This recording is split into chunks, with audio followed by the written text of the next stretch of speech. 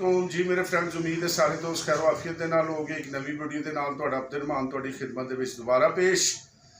तो शुक्रिया मेरे उन्होंने तमाम दोस्तों का जिन्होंने मेरे पिछले ब्लॉग में बहुत ज़्यादा पसंद किया, जोड़ा कि मैं ई चलान के मुतलक बनाया सी।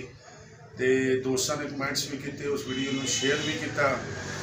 तो वो साढ़े को एक दो कमियां पेशी हुई ने जिहदे मतलब लोगों ने सानू कमेंट्स ही पूछे पर्सनल से भी और वैसे अज असी उहदा पार्ट 2 लैके आए हैं। इस वीडियो को आखिर तक तुसी जरूर देखना है और इनू ज़्यादा तो ज़्यादा कोशिश करना है कि शेयर करना है, क्योंकि उस वीडियो के नाल बहुत ज़्यादा दोस्तों को फायदा होया और जिन्होंने दोस्तों को इलम नहीं सी उन्होंने भी साड़ी वो वीडियो वेख के तो इलम होया, उन्होंने चैक किया और बड़े नुकसान तो बच गए हैं।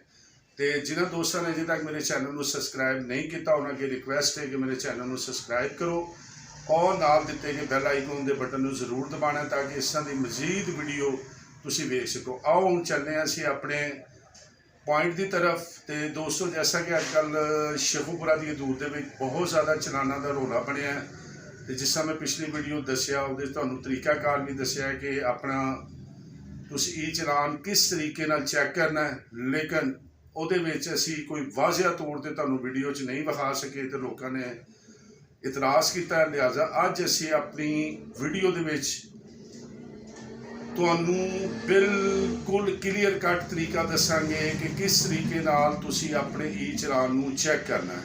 एक दूसरे नंबर के दोस्तों की कंप्लेंट सी कि जी मैसेज सानू आ रहे हैं, चलान साढ़े हो रहे हैं, लेकिन सानू कोई नहीं पता लग रहा कि इनू पे किथे कराना है, यानी कि चलान नू जमा किथे करवाना है।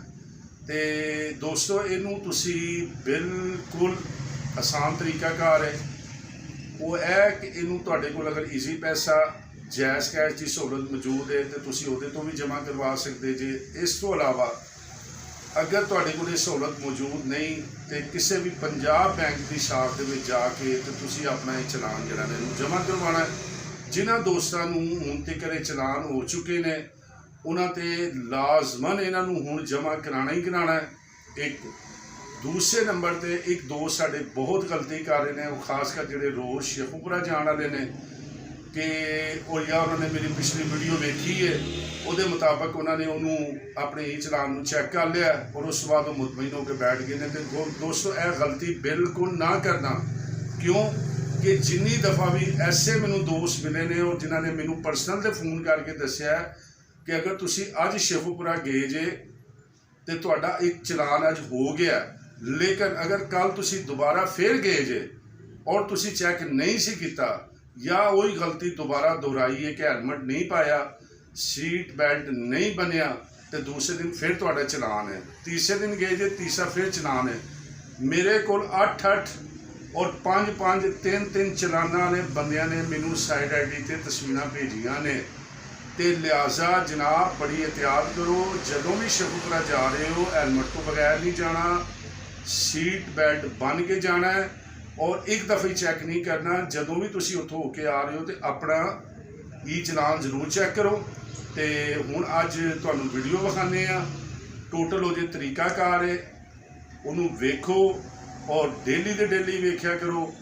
तो आओ हुण तुहानू वो वीडियो विखाने कि तुसी अपना ई चलान जिहड़ा ना किस तरीके नाल चैक करना है, पंजाब बैंक जिन्हों जमा करवाना है या ईजी पैसा या जायज़ कैश के जमा कराना। उम्मीद है मेरी आज की वीडियो तुहानू जरूर पसंद आई होगी।